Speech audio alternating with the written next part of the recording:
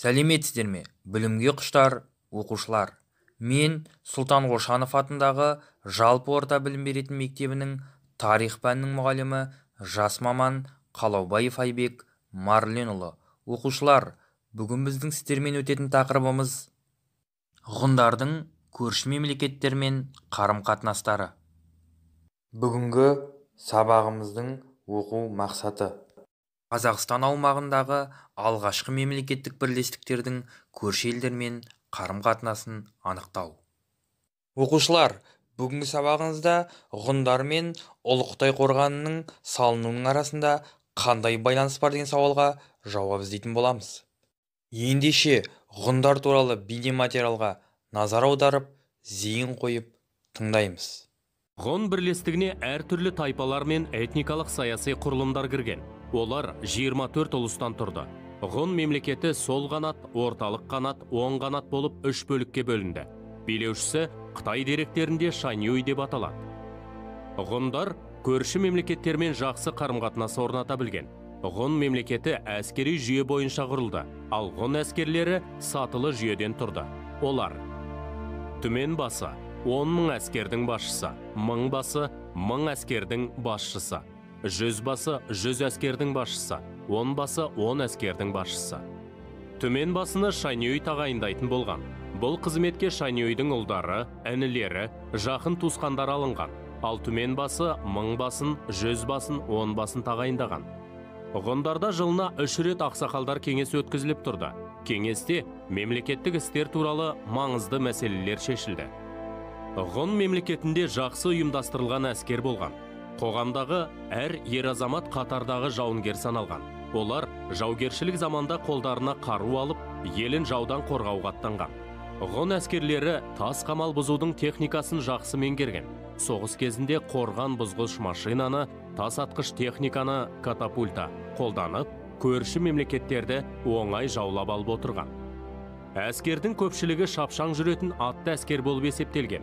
Салт атты жауынгердің қару-жарағы садақ, семсер, қанжар, найза, боғалық болған. Олар садақтарын сүйекпен бекіткен. Соғыста жауларының зәресін алып, аттарын үркітетін ысқырғы шебелер қолданған. Садақшылары құралайды көзге атқан асқан мерген болған. Ошқыр, ауыр ұңғылы сауыт бұзар жебені темірден жасаған. Ұзын семсерлері ат үстінде жүріп соғысуға ыңғайлы болған. Қытай билеушілері ғұндарды әлсіретудің жолын іздеп, оларға үздіксіз шапқыншылықтар жасап отырды. Алайда ғұндарды жеңе алмады. Біздің заманымыздан бұрынғы 3 ғасырда Мөде Шаньюй Қытайдың шекаралық аудандарына жорықтар жасап, күйрете соққы берді. Әскери саяси қуаты басым болған Хань императоры Гао Цзу Мөденің алдында бас иіп, онымен тыныштық және туыстық туралы шартқа қол қоюға мәжбүр болады. Бұл шарт бойынша ол Мөдеге өзінің ханшасын әйелдікке беруге және жыл сайын салық төлеп тұруға міндеттенеді. Ғұндардың жауынгерлік құдіретінен сескенген Цинь патшалығы өзінің шекарасын қорғау үшін біздің заманымыздан бұрынғы 3 ғасырда Ұлы Қытай қорғанын салдырды. Қорғанның ұзындығы 4000 километр, биіктігі 10 метр және 60-100 метр сайын күзет мұнарасы қойылған. Ғұндар мен Қытайлар арасындағы соғыс 300 жылдан астам уақытқа созылды. Мөде Шаньюй біздің заманымыздан бұрынғы 174 жылы қайтыс болды. Оның мұрагері Лаушан тұсында да ғұн мемлекетінің даңқы артып, одан да нығая түсті. Ғұндар көршілері Юэджи тайпасымен ұзақ күресіп, біздің заманымыздан бұрынғы 174-165 жылдары толығымен талқандайды. Нәтижесінде Юэджилер Орталық Азияға шегініп, Әмударияның жоғарғы ағысына қарай жылжиды. Ғұндарға бағынғандардың арасында Үйсін, Ухуань, Сяньби тайпалары да бар еді.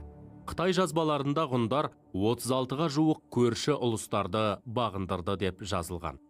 Бейнематериалды көріп болсақ, бірінші тапсырманы орындаймыз. Бірінші тапсырма: Ұлы Қытай қорғаны туралы не білеміз? Оқушылар, төменде көрсетілген сұрақтарға астындағы тиісті жауапты сәйкестендіреміз.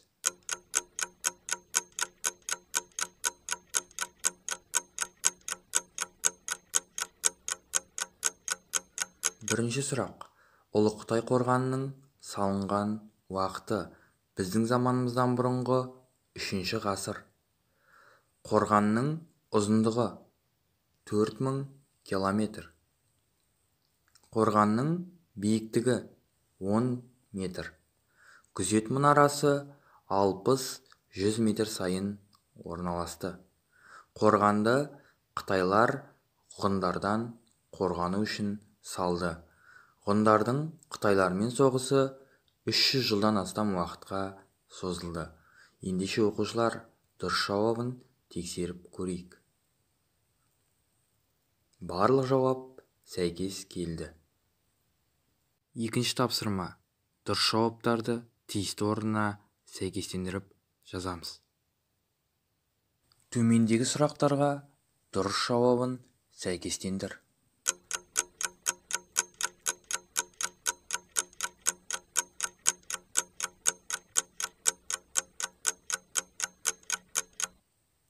Дұрыс жауабын сәйкестендіріп көрейік. Ғұндарға салық төлеуші мемлекет. Қытай. Ұлы Қытай қорғаны салынған кезең. Біздің заманымыздан бұрынғы 3 ғасыр. Ғұн ер азаматтарының міндеті жауынгер болу, елін қорғау. Ғұндардың бағындырған ұлыс саны 36. Дұрыс жауабын тексеріп көрейік. Барлық жауап дұрыс, сәйкес келді. 3 тапсырма. Ғұндардың соғыста пайдаланған қару-жарақ түрлерін атаңыз.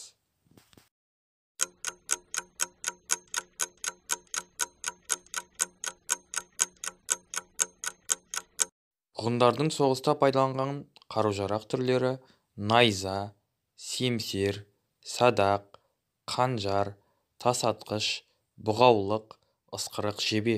Осы қаруларды пайдалану арқылы ғұндар соғыста үнемі жеңіске жетіп отырды. 4 тапсырма. Ғұндардың ру басшыларының орналасу жүйесін жоғарыдан төменге қарай реттілігімен орналастырамыз.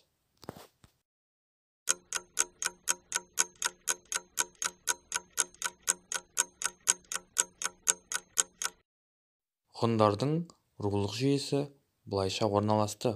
Шаниу, түменбасы, мыңбасы, жүзбасы, онбасы. Ғұндарда рулық жүйе осылай басқарылды. Оқушылар, сабақ барысында ғұндар мен Ұлы Қытай қорғанының арасында қандай байланыс бар деген сұрақ қойған болатынбыз. Ендеше сол сұраққа жауап беріп кетейік. Ғұн әскерінің негізін атты әскерлер құраған. Ғұндар соғыста қолға түскен тұтқындарын құл қылып, оларды үй қызметшілері, бақташылар, қолөнершілер және жер жұтушылар ретінде пайдаланған. Ғұндардың басшысы Мөде әскери, саяси қуаты басым хан әулетін жеңіп, оларды салық төлеуге міндеттейді. Шығыста Керулен мен оның алқаптарындағы шығыс ху тайпаларын бағындырады. Батыста Юджи тайпаларын шабуылдайды. Нәтижесінде Юджилер орталық Азияға шегініп, Әмударияның жоғарғы ағысына қарай жылжиды. Сматсян тарихи жазбалар кітабында Юджилердің толық талқандалғаны туралы дерек қалдырған. Үйсіндер де біршама уақыт ғұндарға саяси тәуелді болған. Қытай жазбаларында ғұндардың 36-ға жуық көрші ұлыстарды бағындырғаны айтылады. Ал ғұндардың құйындай шапқан атты әскерлерінің тегеурініне сескенген Қытай императоры біздің заманымыздан бұрынғы 3 ғасырда Ұлы Қытай қорғанын салуға мәжбүр болады. Оқушылар, сабағымыз өз мәресіне жетті. Назар қойып тыңдағандарыңызға рахмет. Келесі сабақта кездескенше сау, саламатта болыңыздар.